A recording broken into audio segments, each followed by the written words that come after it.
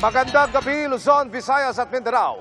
Mga kapuso, umakyat pa sa 37 ang nasawi dahil sa magnitude 7.8 na lindol na yumanig sa Mindanao kahapon. Pinangangambahang tataas pa ang bilang na iyan lalo't may mga lugar na hirap pa ring maabot dahil sa mga sira-sirang kalsada at tulay. Dagdag problema ang mayat-maya pa ring aftershocks sa mahigit 1,300 sa huling tala ng PBOX.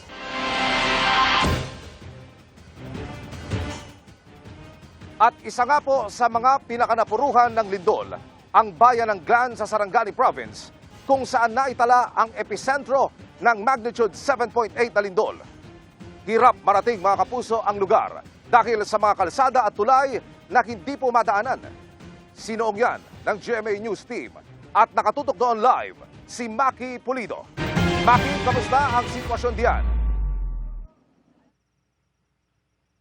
Ay talaga naman, Emil, napakahirap marating ang bayan ng Glan sa probinsya ng Sarangani, kaya halos isolated na ito matapos ang malakas na lindol kahapon ng umaga. So yung problema ng maraming residente rito ay basic, pagkain, maiinom na tubig, kuryente, pati signal ng telepono. Para makarating kami sa bayan ng Glan, Sarangani, 3 beses kaming nagpalipat-lipat ng masasakyan dahil kung may sirang tulay o kalsada, kailangang mag-arkila ng panibagong masasakyan tulad ng motorsiklo. Sa bayan pa lamang ng Malapatan, ang bayan bago Glan, sarado na ang tulay. Nang lumindol, bumabang isang bahagi nito nang masira raw ang beam sa ilalim. Dahil hindi na matawiran yung tulay, ang ginagamit na ay yung mga maliliit na bangka o itong tinatawag nilang alul. Dito sa alul na isasakay nila yung mga motorsiklo para makatawid dito sa ilog. So ang singil dito, pwede naman yung tao, kaso 50 pesos per head. Kung motorsiklo ang isasakay mo, 100 pesos isa. Ilang kilometro mula rito, mararating ang boundary ng bayan ng Glan. Hindi pa rin naaalis ang sasakyang ito na nagulungan ng malalaking tipak ng bato habang binabaybay ang highway. Mabuti na lamang at hindi raw nasaktan ng driver. Pagkalampas ng arko, naharangan uli ang kalsada ng mga naglalakihang bato mula sa gumuhong bahagi ng bundok, kaya't hindi na ito madaanan kahit ng motorsiklo.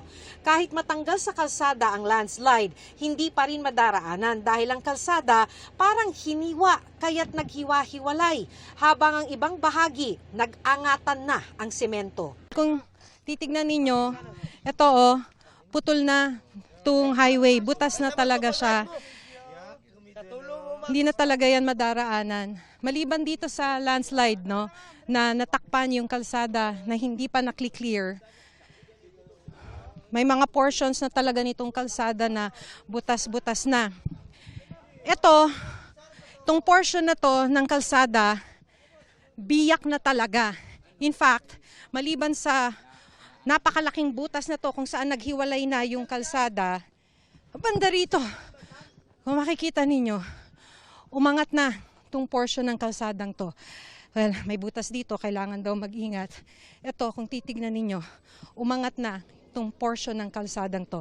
Hindi na talaga madaraanan kahit na maklear pa yung landslide sa bahaging yon.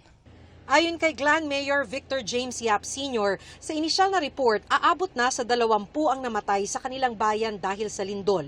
3 sa mga biktima, mag-iina ni Roldan Dante. 2 anak niya na 8 months at 3 years old at kanyang misis. Inabutan namin ang nasawing mag-iina na nakabalot ng kumot sa loob ng bahay. Ihahatid pa lang daw ng punerarya ang mga kabaong. Nang lumindol, nadaganan ng paderang mag-iina sa loob ng bahay. Nagtatrabaho noon sa bukid si Roldan. Hindi na niya naabutang buhay ang kanyang mag-iina. Ang iniisip ko, yung pamilya ko, yung unang nalagay sa isip ko. Hindi ako maka-uwi dito kaya ang dalan ba? Daan. Na Landslide, ma'am. Hindi ako maka-uwi dito. Tumakbo ako dito. Niambak po ito sa kuan. Tumalon pa ako, hindi ko matanggap. Maraming nasira at gumuhong bahay sa Glan, pero wala pang maibigay na eksaktong bilang ang lokal na pamahalaan. Isa sa wala nang mauwian ang pamilya ni Mona Lisa. Sana matulungan kami na magkabahay kasi Ewan, hindi namin alam kung sino bang tutulong sa amin, mga gobyerno sana. Wala din kaming pangkain, panggasto araw-araw.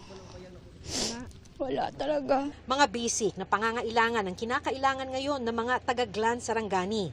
Tubig, pagkain, kuryente at signal ng telepono. Hindi ko na sila in-evacuate kasi yung evacuation center ko nasira noong 2023. Humingi akong funding, hindi ako binigyan ng funding, so nasira ngayon. Wala na akong mapaglagyan ng evacuation. Hindi pa raw lubos na nakakabangon ng Glan mula sa lindol noong 2023. Ngayon, mas mapaminsala pa ang naranasan nila. Tumagilid na ang lumang munisipyo, gumuho ang ilang mga gusali sa poblasyon ng bayan. Ang isang bahagi ng palengke, nakatagilid na ang mga paderna para bang babagsak na rin. Gumuho ang isang bahagi ng gusali ng Notre Dame of Glan pero wala raw nasaktan dahil nasa flag ceremony ang mga estudyante ng lumindol. Umaapila ng tulong ang mga residente ng Glan. Inabutan namin silang nakapila sa pag-asang may ibibigay na ayuda. Pero pila pala para i-report sa DSWD ang sira sa kanilang mga bahay. Wala na kaming bahay. Sa karsada na kami, ma'am. Dami ang mga bahay doon, wala na katirahan.